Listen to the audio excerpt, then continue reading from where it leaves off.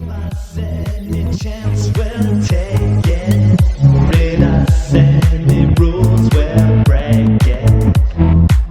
We're gonna make our dreams come true. Hey homies, what's up? Ryan Wynn here with the final installment of our Divinity sketch cover commission. We have used a nib for the face and hands. We have used a brush, an actual brush, a Kolinsky sable for the rest of the figure. And tonight we're going to use our trusty, yes I say trusty for all my tools because I only use trusty tools. Tonight we're using our trusty blue-barreled zebra brush marker.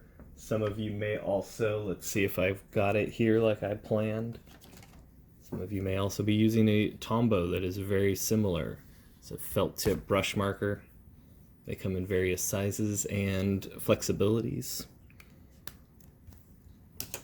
My favorite is the blue one that comes from Zebra. They have a light gray, which is a little bigger, and a dark gray, which is even bigger than that. I prefer this one. And this one's actually a little worn down. There's no fine tip on it, but you can still get a thin line from it. But without the fine tip, I get the nice bold lines I like. So we're going to go in and finish this bad boy up, and the lines are going to look very similar to our brush lines. See there, I'm not afraid of my lines following through or passing by the other line. This elbow doesn't make a clean corner. I kind of like that stuff. In the old days, I would go in and clean those up, but it's not the old days anymore.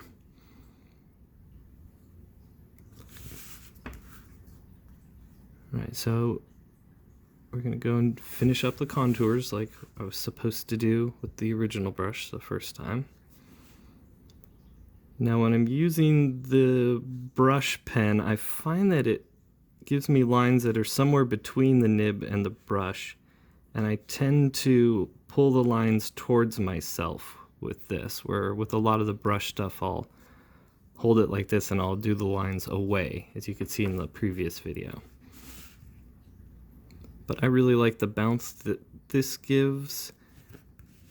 It feels somewhere between a nib and a pencil actually, but we're talking ink, so I usually say it feels like somewhere between a nib and a brush. Or you know what, actually I'm going to correct that.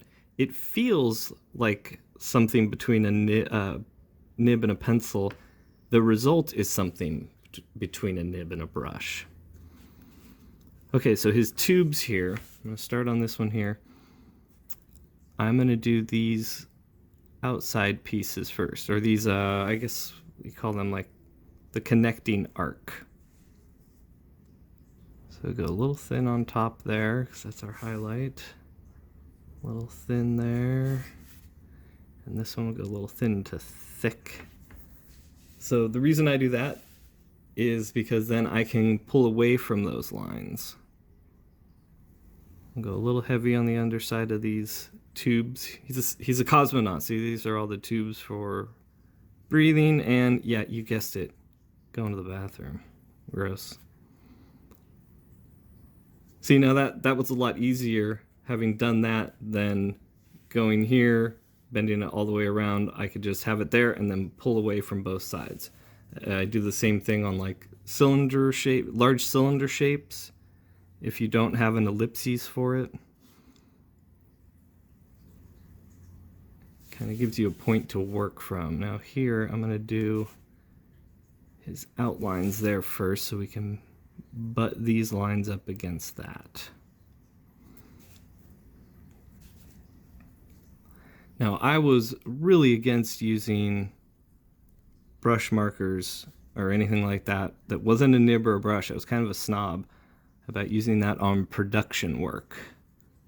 But by the time we got to Divinity 2 or 3, I was all about whatever I could do that would get the job done fast so that I wouldn't give up pages. Because pages were coming in late, and David Barron, the colorist, and we didn't want to give up any of the pages to any other colorist or inker. And that's not so much like that we're not friends with them or we don't like them. Obviously they are a competition, but we wanted it to look like a unified whole. We started the series as a team, and we wanted to finish as a team. And that's one of the things that we didn't really like about corporate comics, is a lot of the times you were brought on board to do an issue, and then if one person gets behind, you get punished, especially as the inker and colorist. If the penciler gets behind, they bring in other inkers and colorists, and they don't replace the work. So it becomes like an unfun experience, and they don't give you contracts or anything. So that's one of my big beefs with mainstream comics. So with Valiant, we were like, all right, so you're indie, you're not these big two. We can have a little back and forth with the editorial and figure out how to make it work. So they would let us push to the last possible minute, which most people will not. They want to feel safe that they're not going to miss the deadline. But our editors trusted us. We had proven ourselves for years before that, and we had proven ourselves on the first Divinity series. So they kind of let us manage ourselves, which was really cool. Right, this is his large collar that his former dome-like classic spaceman helmet rested on before he became Divinity. And he's got some folds and wrinkles in the outfit here that we want to make sure we get right. We layer them kind of a zigzag pattern. And then these lines kind of represent his the tops of his pecs and his collarbone.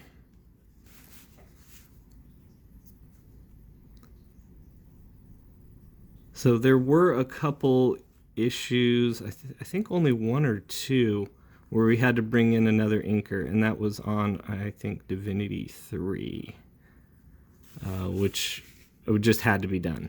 There was no way around it. Even if I had taken up to the last minute before publishing, there was no way to get all the work done. So those were a bummer. I don't like having to do that, but that's how it goes sometimes.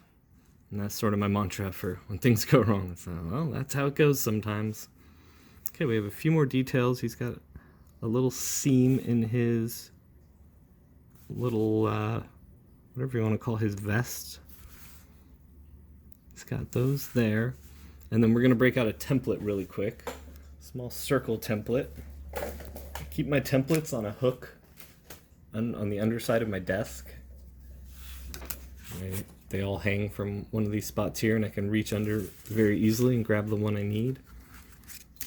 So this one is raised. It has the little beads on the back so that it's raised up so that any ink that gets on the inside won't smear across the paper. All right, so we're going to line up our circle.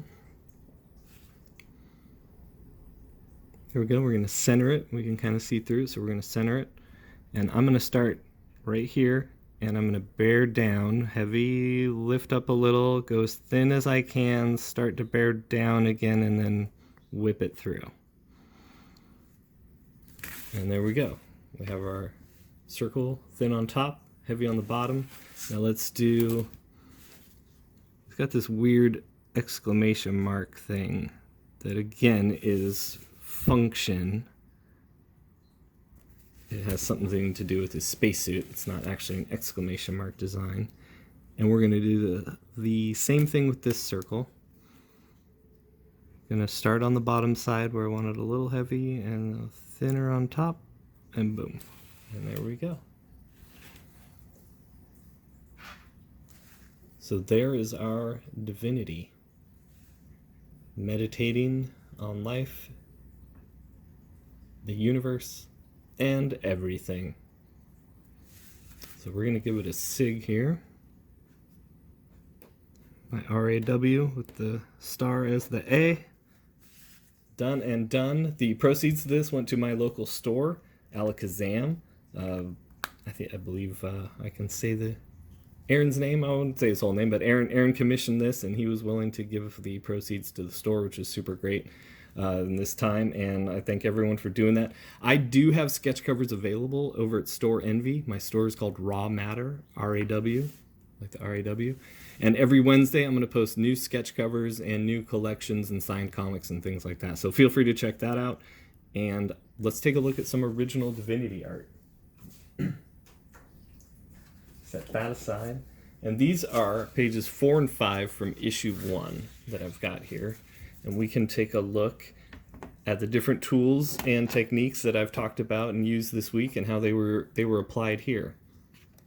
Adjust the camera just a little bit. Now I don't have the pencils for these. In a future video I will find some pencil files and we'll do some compare and contrast. But for the next few minutes we'll just take a look here. I'll get my trusty deleter as my pointer. Alright, so what I had decided when I got the gig was that I was going to do bolder outlines, nice thick crisp outlines, and softer brush lines for the rendering and the shadow shapes. And you can kind of see it's very apparent here. It's very crisp with the nib and a couple brush lines to do the outlines or contour lines, as I call them. Some people call them holding lines. And you'll see here, like I was saying earlier, I don't mind doing a little follow through. I whip my lines past the stopping point. This would be the stopping point where his elbow is. I kind of whip my lines past that. I kind of feel it gives a little energy to the piece. And over the right penciler, it looks cool. Over the wrong penciler, it does not look cool. So you'll see here we have a variety of textures. We've got dry brush in his hair over here. And we've got those thick chisel lines. Remember we put the brush on its side and we can get those thick chisel lines. Excuse me, taking a sip of water. And then in the background we have almost dry hatching or dry brush pulled down and out of those shadows. And then the horizontal and diagonal lines, I went in with a brush that was a little bit wetter. And it gives a little bit of dimension to that, almost like it's layers. Where if all of the brush lines or pen lines were the same, it would almost look like a pattern on the wall. And I feel that this gives a little bit of depth when you have those crosshatch backgrounds. It's to give a little variety to the lines going in different directions. Okay, then you'll see here, crisp nib lines for the outline of the figure and actually for his hair. I was having fun with the nib on the hair and nib on the face and hands. And then brush for the outline of the chair and for this cross-hatching on the cast shadow he's created. Because that could be a little bit softer than him. Then the figure behind him, you'll see that same cast shadow. A little bit wetter of a brush, but thinner lines and no cross-hatching as it's faded. It's a lighter tone to create a little depth there. I was really happy with the way this face and the background panel came out. At that angle you can see the brush strokes that I used to fill in, and you can even see these are pen nib lines where I was testing the nib in a spot that would be black and then filled over, but at the right angle you can see it. At that angle you can't. So just like the rest, this face had a crisp, bolder outline and softer lines for his shadow shapes. This is 100% brush on this face. Actually 100% brush on this panel except for the vertical lines in the background. Those were ruled out. Let's skip over that one. I always really like this face. Not just my inks on it, but I really like Trevor's characterization and the emotions that he put into Abram. And I went very soft on these brush lines.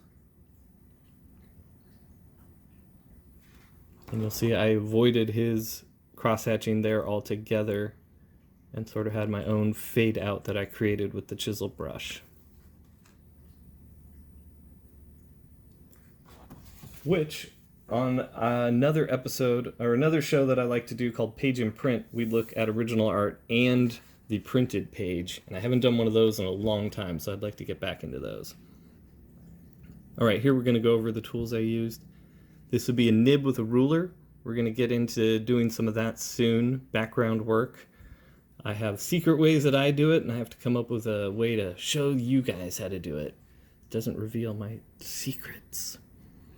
Now here I went with a marker, a felt marker that had a that was almost out of ink, and it gave this almost dry brush airbrush effect. And I found that I would use that at certain times on the Divinity project. I wanted about 3 or 4 different texture styles to play around with and use at different times. So here you'll see we get real busy around this background figure, almost like we're trying to draw attention to him, and we are. Even though he's in the shadows, he's watching Divinity. And anytime you have a lot of cross-hatching or shading, it's going to draw the eye to that. So you don't ever want to do that just in a blank spot.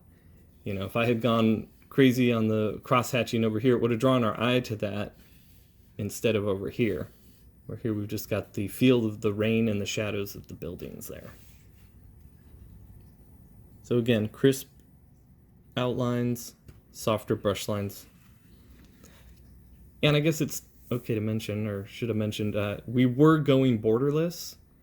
That's how the book is printed. There's no panels on the borders. It's just a white gutter around the colored panels. I eventually did start drawing on panels that we then just dropped out in coloring because I wanted to make sure that everything was lined up right. And here we go, a little dry brush on the car. Check that out there. Gives a nice sort of reflective feel. And again, I like to mix up my textures. And then we've got a little bit of brickwork, really loose, going with the side of the brush. Ruled out the bricks so they're nice and straight and in perspective and parallel lines, and then go in loosely with the brush on its side and do those chisel lines to fill it in. Same thing over here, ruled out everything nice and clean, and then go in and do this hatching fading shadow. Really loose brush over nice tight bricks. And then we've got a little Lenin poster to imply the time period and the place that we are at. We are in Russia in the 60s. Let's not forget. A little watercolor touch, gray wash technique for the IV in the bag. And then I always like these little figures that Trevor does. Very simple, very effective. All right, and there's some of the techniques we went over this week. There's some of them put into play on a board that was actually used in publication. You can see all these brush strokes. They look exactly like our warm-ups that we've been doing. So you go and you do all your warm-ups, and then you apply it to the board. All right, well, this video ended up being a little bit longer than I expected. Let's take a look at our final product again. Next time you see him, he will be colored and animated. Animated just a bit. Like I said, we're going to have his butterflies floating around, and he might just be bobbing just a little bit in the animated portion. Hopefully I have that tomorrow. So thanks for watching, thanks for sticking with me, and leave your questions below. And until next time, take care of yourselves, take care of each other, and take it easy. And if you haven't already, head over to alternaaccess.com and check out the book I wrote, Gods and Gears, with art by Dean Kotz and letters by Wes Loker. Issue 4 is out soon. Stupid cat. Newsprint. It's a hell of a drug.